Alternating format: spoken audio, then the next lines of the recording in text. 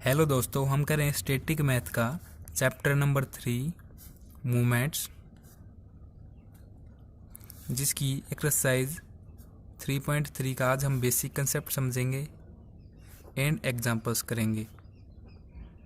तो देखिए, basic concept में सबसे पहला जो हमारे पास टॉपिक आता है वो आता है centre of A number of parallel forces.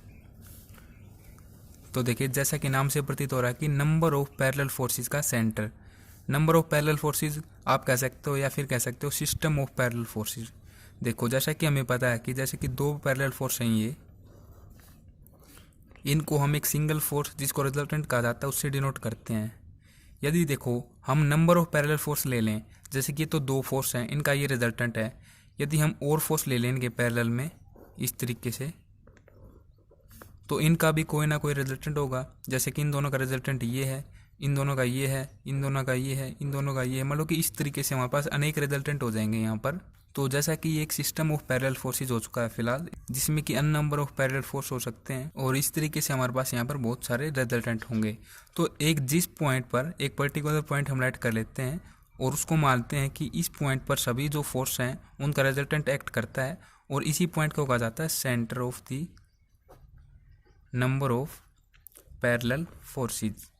इसको आप ठीक उस प्रकार से समझ सकते हैं जैसे कि हम दो पैरेलल फोर्सेस को एक सिंगल फोर्स जिसको हम रिजल्टेंट कहते हैं उससे डिनोट करते हैं। और यहाँ पर क्या होता है कि हमारे पास बहुत सारे जो रिजल्टेंट हो जाते हैं उनको हम एक सिंगल रिजल्टेंट जिसको हम सेंटर कहते हैं उससे डिनोट करते हैं। तो कुछ इस तरीके से भी आप इसको समझ सकते हैं कि जो सभी पैरेलल फोर्सेस का सिस्टम होता है उन सभी के रिजल्टेंट को हम एक सेंटर से डिनोट करते हैं, जिसको कहा जाता है सेंटर ऑफ पैरेलल फोर्सेस। इसकी डेफिनेशन भी कुछ इसी तरीके से बुक में दी गई है। The centre of the system हो या फिर नंबर ऑफ पैरेलल फोर्सेस हो, एक ही बात है। The centre of system of parallel forces is the point, मतलब कि सेंटर एक ऐसा पॉइंट है where the resultant of all forces of given system acts, जहाँ पर जो हमारे पास गिवन फोर्सेज होते हैं एक सिस्टम में, सभी का रिजल्टेंट एक ही जगह पर एक्ट करता है। अब देखिए, इसने यहाँ पर लिखा है what ever the direction of forces में भी, जो फोर्सेज होंगे उनकी डायरेक्शन किसी भी दिशा में हो सकती है। जैसे कि देखो यहाँ पर, लेकिन कंडीशन क्या है कि वो पैरेलल होने चाहिए एक दूसरे के। जैसे कि आप यहाँ पर देख पा रहे होगे, ये इसकी डायरेक्शन यहाँ पर है लेकिन इनकी डायरेक्शन इस तरफ है। तो इसी प्रकार से एक सिस्टम में फोर्स हो सकते हैं। अब देखें, to find the centre of system of parallel forces. अब देखो, हम सेंटर को फाइंड किस तरीके से करते हैं कि वो किस पोजीशन पर है, उसकी एक्यूरेट वैल्यू किस तरीके से फाइंड आउट कर सकते हैं कि एक्स एक्सिस पर ये इस पॉइंट पर है, वाई एक्सिस से इस पॉइंट पर है। तो देखो, इसके लिए दो कंडीशन है। केस 1 हमारे पास इसके लिए होता है वेहन दी forces lie on a straight line. जब देखिए फोर्स एक स्ट्रेट लाइन पर एक्ट करते हैं, देखो स्ट्रेट लाइन मीन्स केवल ये यहाँ पर एक्स एक्सिस होती है हमारे पास, वाई एक्सिस नहीं होती है। तो यहाँ पर हम सिंपली क्या कर लेते हैं, किसी भी पॉइंट को लेट करके सेंटर के रूप में उसके अलोंग सभी फोर्स का मूवमेंट निकाल लेते हैं, तो हमारे पास सेंटर की पोजीशन आ जाती है। फिर सेकंड केस हमारे पास होता है वेहन दी फोर्सेज लाई इन ए प्लेन। अब देखो, जब ये फोर्सेज प्लेन पर लाई करेंगे, तो देखो जैसे कि P1 एक फोर्स है, देखो अब इसके कोऑर्डिनेट भी होंगे x1 एंड y1। यहाँ से यहाँ तक क्या बनता है हमारे पास, जैसे कि 3 सेंटीमीटर हो जाती है डिस्टेंस, तो y1 की वैल्यू हो जाएगी 3। फिर x1 में क्या होगा, यहाँ से यहाँ तक आप देखिए, ये मान के चलो आप 2 सेंटीमीटर हो जाती है वैल्यू, तो x1 की वैल्यू हमारे पास हो जाएगी यहाँ से 2 सेंटीमीटर, 2 सेंटीमीटर, 3 सेंटीमीटर। इस तरीके से कोऑर्डिनेट होते हैं हमारे पास। यहाँ पर भी कोऑर्डिनेट होंगे एंड यहाँ पर भी कोऑर्डिनेट होंगे। जो हमने ये r मानना है, ये हमारे पास क्या है, एक सेंटर की पोजीशन हमने लेट कर ली है। इसके कोऑर्डिनेट की वैल्यू में फाइंड आउट करनी होती है। देखो, सेंटर के जो कोऑर्डिनेट होते हैं उनको हम बार से डिनोट करते हैं। ये तो हमारे पास सिंपल हो जाते हैं x1 y1, x2 y2, xn yn, जैसे कि अन नंबर ऑफ पैरेलल फोर्स हो। तो इसमें क्या होता है कि हम बार से इनको डिनोट करते हैं, X bar and Y bar, centre के कोऑर्डिनेट्स को। और इनकी यदि हम वैल्यू निकाल लेते हैं तो हमारे पास ये पोजीशन आ जाती है कि एक्स एक्सिस पर इस पोजीशन पर है और वाई एक्सिस से सेंटर की ये पोजीशन है। तो इस तरीके से हम सेंटर की पोजीशन को फाइंड आउट कर सकते हैं। अब देखिए, हम एग्जांपल स्टार्ट करते हैं जिससे कि आपको और भी अच्छे से समझ में आए। जैसे कि एग्जांपल फर्स्ट है, इसमें क्या है कि एक्स एंड वाई प्लेन है। तो यहाँ पर हमारा जो केस नंबर 2 है ना, जिसके अंतर्गत हम एक्स बार एंड वाई बार की वैल्यू प्राप्त करते हैं, वो हम यहाँ से समझेंगे। फिर एग्जांपल सेकंड है, इसमें क्या कि एक स्ट्रेट लाइन है, इसमें केवल एक्स एक्सिस है, तो इसमें हम क्या ले लेंगे, मूवमेंट निकाल लेंगे अबाउट दी ओ पॉइंट, जिसको लेट करके। अब देखो, इसको समझते हैं। एग्जाम्पल फर्स्ट हमें दिया गया है 3 parallel force 3, 4 and 5 kg weight act at the angular point ADC, ये इन पॉइंट पर एक्ट करते हैं ऑफ ए स्केयर ABCD एक स्केयर है, ईच ऑफ वो साइड इज 4 मीटर, जिसकी प्रत्येक साइड की लेंथ 4 मीटर हमें गिवन दी गई है। अब देखिए इस क्वेश्चन में 2 पार्ट हैं। फर्स्ट पार्ट में हमें क्या फाइंड आउट करना है, find the position of the centre of these forces. जो ये 3 पैरेलल फोर्स हमें गिवन दिए गए हैं, इनके लिए सेंटर क्या होगा, उसकी पोजीशन हमें फाइंड आउट करनी है। तो फर्स्ट पार्ट इसका यहाँ तक समाप्त होता है। तो देखो इसको करते हैं सबसे पहले हम एग्जाम्पल फर्स्ट सॉल्यूशन। सबसे पहले एक स्केयर हम ड्रा कर लेते हैं कुछ इस तरीके से। अब देखो इसको लेट कर लेंगे ABCD। देखो यहाँ पर पैरेलल फोर्स हैं AD एंड C पर। A पर है 3 kg वेट, फिर D पर है यहाँ पर 4 एंड C पर है 5 kg वेट। ठीक है, तो A पर लेंगे हम इस तरीके से, पैरेलली हमें लेने, एक दूसरे के पैरेलली होने चाहिए। एक हम लेंगे D पर, फिर इसके पैरेलल में इसने दिया है C पर हमें लेना है। तो A पर है ये 3 kg वेट, फिर D पर है ये 4 kg वेट, और जो C है उस पर है ये 5 kg वेट। और इसके साथ ही जो लेंथ है इस साइड की वो हमें गिवन दी गई है। इस तरीके से लिख लेंगे each side of length is equal to 4 metre. तो देखिए ये जो पैरेलल फोर्सेज हैं इनके लिए हम एक सेंटर लेट कर लेते हैं। जैसे कि यहाँ पर एक सेंटर हो जाएगा इनका, केवल हम यहाँ पर लेट करें, इसकी पोजीशन तो हमें फाइंड आउट करनी है इस क्वेश्चन में। तो जैसे कि मैं लेट कर रहा हूँ यहाँ पर इस पॉइंट पर, और इसको मैं R नाम दे देता हूँ यहाँ पर। फिर देखिए हम यहाँ पर कोऑर्डिनेट लेते हैं इनके। देखो यहाँ पर लेंथ क्या है 4 मीटर, ये भी 4 मीटर है, इस तरफ भी 4 मीटर है एंड इस तरफ भी 4 मीटर है। तो देखिए इसके कोऑर्डिनेट किस तरीके से होंगे। देखो ये हमारे पास है एक्स एक्सिस इस तरीके से, यहाँ पर हमारे पास है ये वाई एक्सिस इस तरीके से। ठीक है, फिर देखो ये हमारे पास ओरिजिन होता है यहाँ पर, मान लो कि यहाँ पर एक्स भी 0 है एंड वाई भी 0 है। तो जो ए है इसका जो कोऑर्डिनेट होगा वो क्या होगा 0 0, एक्स के लिए भी 0 एंड वाई के लिए भी 0। फिर बी पॉइंट पर देखते हैं क्या कोऑर्डिनेट होंगे इसके। तो देखो एक्स एक्सिस हमारे पास यहाँ पर क्या है, यहाँ से यहाँ तक की लेंथ 4 मीटर, तो x के लिए तो 4, देखो ये हमारे पास x होता है और यहाँ पर हमारे पास y की वैल्यू होती है, और y हमारे पास यहाँ पर 0 होगा क्योंकि ये ओरिजिन पर है। अगर हम y के अंतर्गत देखें तो कोई लेंथ इसकी नहीं है यहाँ पर y एक्सिस में, तो देखो ये हो जाएगा 4 x के लिए और y के लिए 0। फिर देखते हैं d पॉइंट, तो देखो यहाँ से यहाँ तक के लिए ये 4 हो जाएगा y की डायरेक्शन में और x में ये 0 है। फिर ये आप देखें यहाँ से यहाँ तक इसके पैरेलल है ना बिल्कुल, तो ये 4 मीटर है तो x के लिए 4 मीटर एंड यहाँ से यहाँ तक भी 4 मीटर है तो y के लिए भी 4 मीटर। तो हमारे पास ये कोऑर्डिनेट आ जाएंगे, इनको हम लिख देंगे इस तरीके से, कोऑर्डिनेट्स ऑफ a के लिए 0 0, फिर b के लिए 4 0, c के लिए हमारे पास आए हैं 4 4, d के लिए हमारे पास आए हैं 0 4।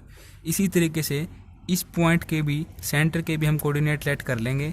आपको ये पता है कि हमें इनको x बार एंड y बार की फॉर्म में लेट करना है, तो सिंपली हम x बार एंड y बार की वैल्यू अगर हम फाइंड आउट कर लेते हैं तो हमारे पास सेंटर की पोजीशन हमें पता चल जाएगा, जैसा कि हमें क्वेश्चन में फाइंड आउट करना है। तो देखिए x बार की वैल्यू हम फाइंड आउट करते हैं, ये किस तरीके से करते हैं इसको आप ध्यानपूर्वक समझें। सिंपली हमें क्या करना होता है, जितने भी हमारे पास फोर्स होते हैं उनको हमें कोऑर्डिनेट के साथ मल्टीप्लाई करके ऐड करना होता है। देखो हम x के लिए निकाल रहे हैं ना, तो देखो ये जैसे कि ये 3 है यहाँ पर, तो a पॉइंट पर जो x का कोऑर्डिनेट होगा उसके साथ इसकी मल्टीप्लाई होगी, फिर प्लस जो नेक्स्ट फोर्स हमारे पास आता है, जैसे कि d पॉइंट पर नेक्स्ट फोर्स हमारा 4 है, तो इसका जो x कोऑर्डिनेट है उसकी वैल्यू क्या है 0 है, तो 4 × 0 हमें कोरस्पोंडिंगली इनको मल्टीप्लाई करना है। जैसे कि देखो इस तरीके से, कोरस्पोंडिंगली का मतलब होता है आमने सामने इस तरीके से। ठीक है, हम x के लिए अगर निकाल रहे हैं तो 3 की इसके साथ करेंगे, अगर हम y कोऑर्डिनेट को निकाल लेंगे तो इस 3 की इसके साथ कर देंगे। ठीक है, इसी तरीके से हमें करना होता है। फिर लास्ट जो फोर्स है वो हमारे पास रहता है ये 5 kg वेट, तो प्लस 5 इंटू में x के लिए हम निकाल रहे हैं तो 5 की मल्टीप्लाई हो जाएगी 4 के साथ, अपॉन में क्या होता है कि जो भी हमारे पास फोर्स हैं इनका हमें सम करना होता है। ठीक इसी प्रकार से y के लिए भी हम करते हैं। अब हमें y कोऑर्डिनेट के साथ फोर्स की मल्टीप्लाई करनी होती है, तो 3 × 0, फिर यहाँ पर नेक्स्ट फोर्स हमारे पास 4 है, तो 4 मल्टीप्लाई अब की बार y के लिए 4 हो जाएगा यहाँ पर, 4 × 4। फिर नेक्स्ट फोर्स 5 है, तो 5 × y का कोऑर्डिनेट हमारे पास 5 है, 5 × 4 अपॉन में तीनों जो फोर्स हैं इनका सम। तो यहाँ से क्या हो जाएगा, देखो 0 0 और ये हो जाएगा 20 अपॉन में यहाँ पर देखो 7 7 + 5 12 एंड यहाँ पर क्या हो जाएगा 16, ये 0 हो जाएगा और यहाँ से 20 20 + 16 36 अपॉन में 12, तो यहाँ से क्या आ जाएगी वैल्यू 2 से करते हैं सबसे पहले तो 10 अपॉन में 6, फिर करते हैं एक बार तो ये हो जाएगा 5 अपॉन में 3 और ये हम ले रहे हैं मीटर में, तो 5 अपॉन में 3 मीटर हो जाएगा और यहाँ पर ये हो जाएगा 3 मीटर। तो इस तरीके से हमारे पास जो पोजीशन है, पोजीशन ऑफ सेंटर एट, ये हमारे पास क्या आ जाएगी 5 अपॉन में 3 और फिर y के लिए 3। जैसे कि अब आप बुक में से देखेंगे तो आपको बहुत ही आसानी से समझ में आएगा। देखो हमारे पास यहाँ पर ये वैल्यू आ चुकी है 5 अपॉन में 3 मीटर एंड 3 मीटर। देखो ये हमारे पास पोजीशन आई है, पोजीशन किस तरीके से आई है, hence the position of the centre given forces is at a distance of 5 upon में 3, ये हमारे पास x एक्सिस के लिए आई है from AD and 3 metre from AB, ये हमारे पास आई है y एक्सिस के लिए। ठीक है, तो इस तरीके से हमारे पास ये पोजीशन आ चुकी है। अब देखो इसी क्वेश्चन में जो नेक्स्ट हमारे पास कंडीशन है वो क्या है, what will be the position of this centre when, अगर क्या हो इस पोजीशन की सेंटर वेहन जब there is a fourth parallel force, यदि हमारे पास इन 3 फोर्सेस के साथ साथ एक पैरेलल फोर्स और हो फोर्थ, और वो फोर्स दिया गया है 2 kg weight acting at A B, जो कि बी पर एक्ट करे, तो हमारे पास सेंटर की पोजीशन हमें बतानी है क्या आएगी। तो देखो बड़ा ही सिंपल है ये, तो सेम इसी तरीके से मैं डायग्राम बना देता हूँ। ये ABCD, ये तो हमारे पास पहले ही गिवन है 3 kg 5 kg 4 kg, और जो हमारे पास ये कोऑर्डिनेट है ये हमारे पास हमने निकाल लिए हैं 0 0 4 0 4 4 एंड 0 4। ये हम यहाँ पर AB के अलोंग क्या ले लेंगे x एक्सिस और 8D के अलोंग ले लेंगे y एक्सिस, इस तरीके से।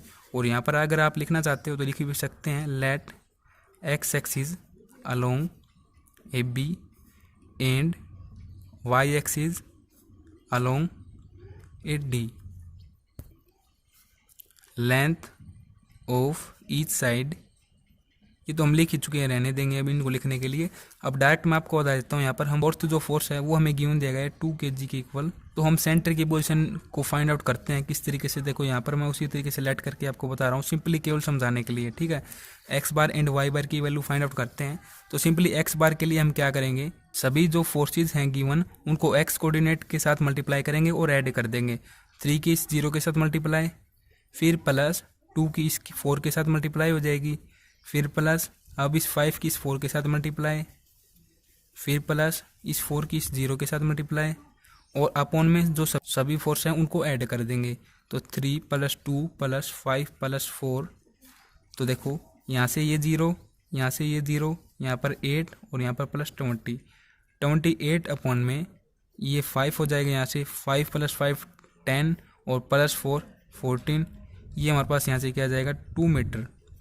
अब देखो वाई बार की वैल्यू हम निकालते हैं, ये हमारे पास क्या होगी, इन सभी जो फोर्स हैं इनको वाई कोऑर्डिनेट के साथ मल्टीप्लाई करेंगे।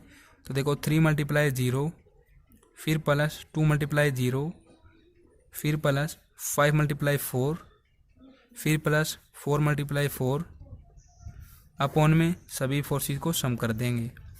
तो ये हमारे पास ये 0 0 20 और यहाँ से 16 36 अपॉन में 14, और ये हमारे पास हो जाएगा यहाँ से 2 से हम अगर इनको डिवाइड करते हैं तो 18 अपॉन में 7। तो हमारे पास जो सेंटर के कोऑर्डिनेट हैं उनकी वैल्यू आज की है एक्स बार की 2 मीटर एंड वाई बार की हमारे पास आई है 18 अपॉन में 7 मीटर।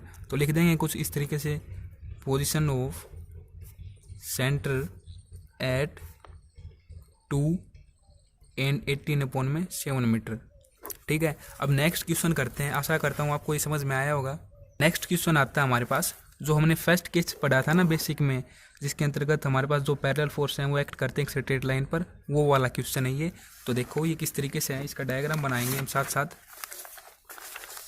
तो देखिए क्वेश्चन है, masses of 1 kg 2 kg 3 kg and 4 kg are suspended from a uniform rod 5 metre long.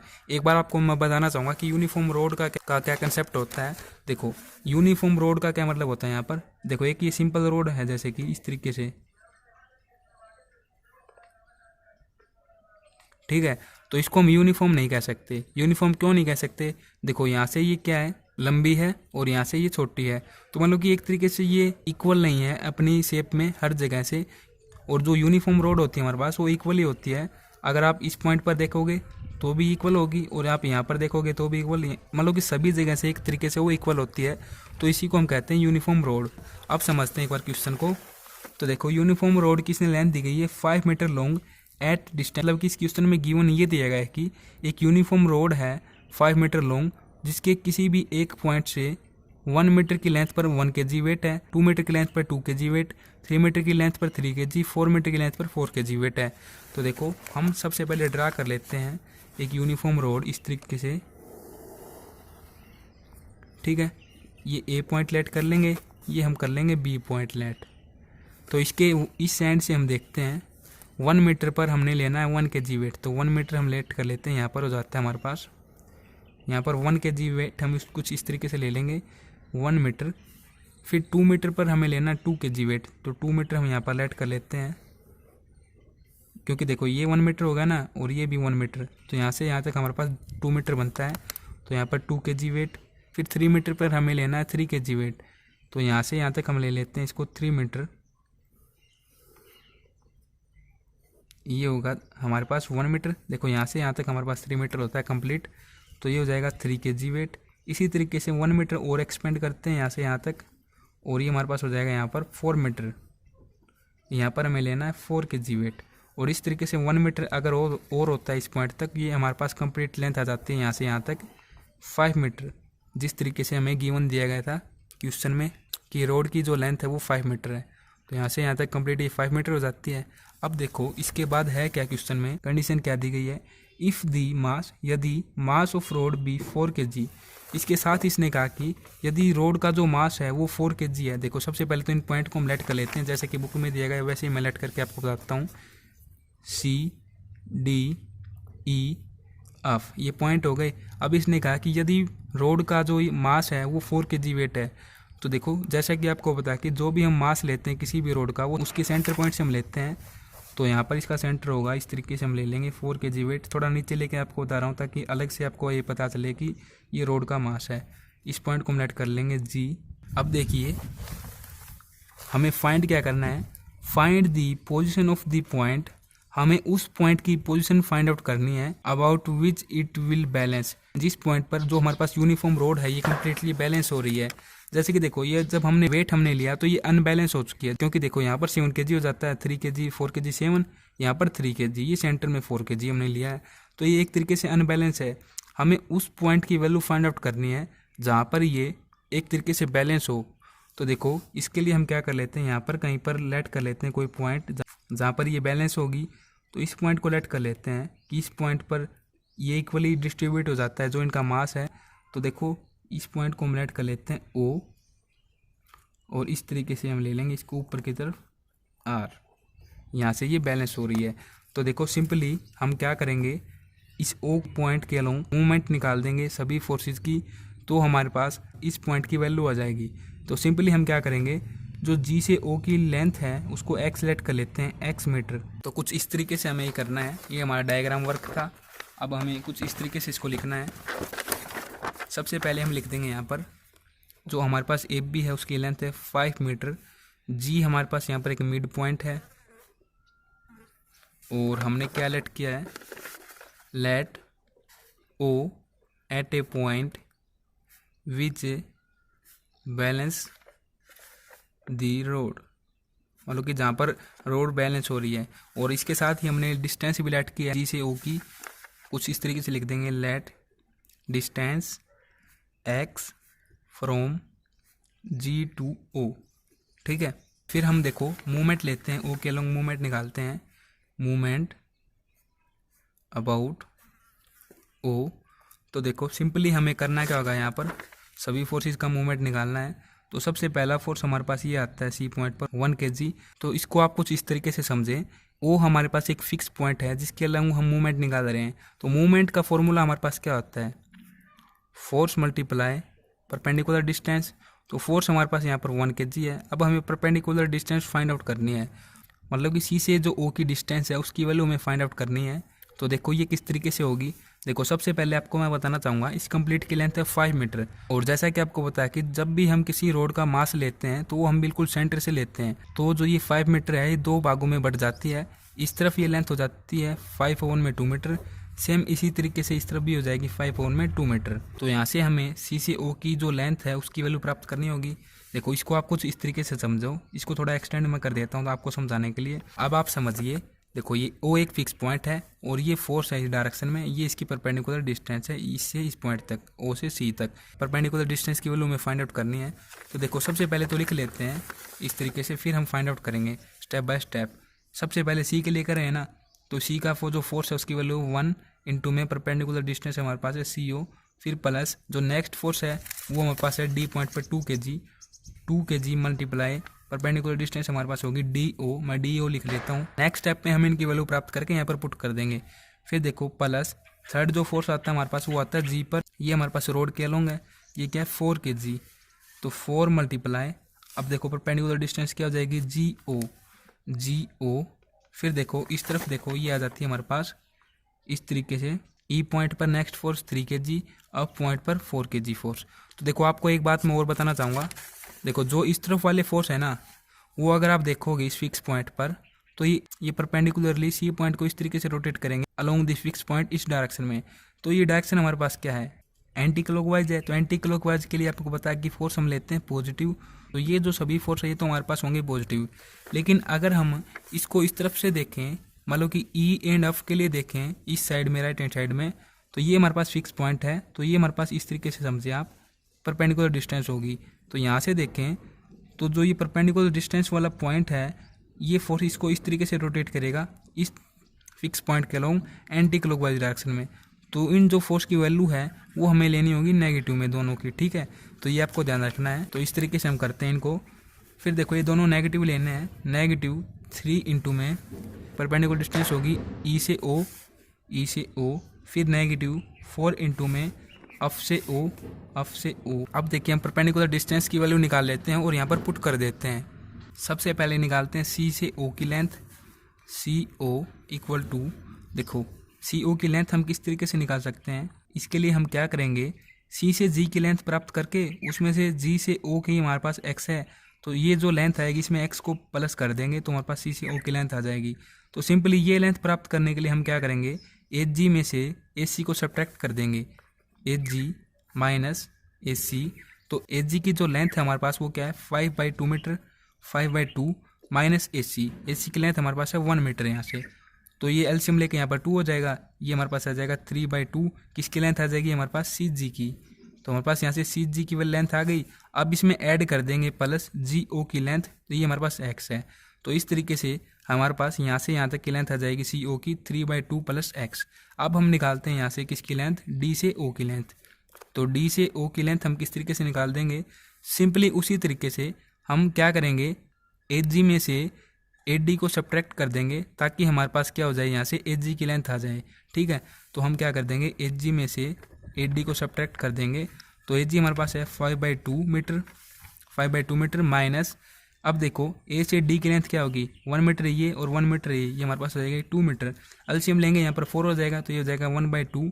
अब ये 1/2 हमारे पास लेंथ आ चुकी है डी जी की। अब डी जी की लेंथ में हम ये जी ओ की लेंथ एक्स मीटर प्लस कर देंगे, प्लस एक्स हो जाएगा, तो हमारे पास ये आ जाएगी डी ओ की लेंथ। अब हम निकालते हैं जी से ओ की लेंथ। तो देखो जी से ओ की लेंथ तो हमने लेट कर ही रखी है क्या, एक्स मीटर के इक्वल जी से ओ इक्वल टू एक्स। फिर हमें इस तरफ से निकालनी होगी किसकी लेंथ, ई से ओ की लेंथ एंड अप से ओ की लेंथ। तो सबसे पहले अप से ओ की लेंथ निकाल लेते हैं। अप से ओ की लेंथ क्या होगी, तो देखो इसको हम किस तरीके से निकालेंगे, जी बी में से अगर हम अफ बी को सब्ट्रैक्ट कर दें तो हमारे पास ये आ जाएगी लेंथ जी से अफ की, और जी से जो अफ की लेंथ आई है उसमें हमें ये पता है कि जी ओ की लेंथ एक्स मीटर है, तो हम एक्स को सब्ट्रैक्ट कर देंगे, इस तरीके से हमारे पास अफ ओ की लेंथ आ जाएगी। तो सिंपली हम क्या करेंगे, G B subtract F B, J B की लेंथ हमारे पास है 5/2 माइनस एफ बी की लेंथ हमारे पास यहाँ से यहाँ तक हो जाती है 1 मीटर, ये हमारे पास हो जाएगा 2 एलसीएम लेने के बाद 3/2। ये हमारे पास आ चुकी है किसकी लेंथ आ चुकी है हमारे पास, ये जी एफ की लेंथ, जी से लेकर एफ की लेंथ, जी एफ मैं लिख देता हूँ यहाँ पर, ठीक है। अब जी एफ की लेंथ हमारे पास आ चुकी है, लेकिन हमें क्या निकालनी है, अप से लेकर ओ तक की। तो ये जो लेंथ है ये हमारे पास क्या है, एक्स्ट्रा है, तो इसको हम सब्ट्रैक्ट कर देंगे इसमें से, तो ये कंप्लीट हमारे पास आ जाएगी ऑफ ओ की लेंथ। इस तरीके से हमें लेंथ ए को निकालनी है यहाँ से ई ओ की लेंथ, ई ओ की लेंथ। तो सिंपली इसी तरीके से हम क्या कर देंगे, जी बी में से ई बी को सब्ट्रैक्ट कर देंगे ताकि हमारे पास जी से ई की लेंथ आ जाए, और फिर हम क्या कर देंगे, जी ओ की लेंथ को सब्ट्रैक्ट कर देंगे ताकि हमारे पास ई से ओ की लेंथ आ जाए। तो सिंपली मैं लिख रहा हूँ यहाँ पर G B subtract E B, ये हमारे पास हो जाएगा 5/2 माइनस, और देखो यहाँ से ई से बी की लेंथ क्या है 1 मीटर, ये 1 मीटर, ये 2 मीटर हो जाएगी। एलसीएम लेंगे 4 हो जाएगा 1/2, फिर प्लस ये हमारे पास किसकी लेंथ आ चुकी है, जी से ई की लेंथ। तो इसके लिए हमें क्या करना होगा, ये कंप्लीट लेंथ में से ये लेंथ सब्ट्रैक्ट कर देते हैं एक्स को। तो देखो सब्ट्रैक्ट करेंगे यहाँ पर हम, तो हमारे पास ये आ जाएगी ई से ओ की लेंथ। अब इन लेंथ की जो वैल्यू आई है परपेंडिकुलर लेंथ, हम इनको कहेंगे क्योंकि हम मूवमेंट निकाल रहे हैं, इसमें पुट कर देंगे।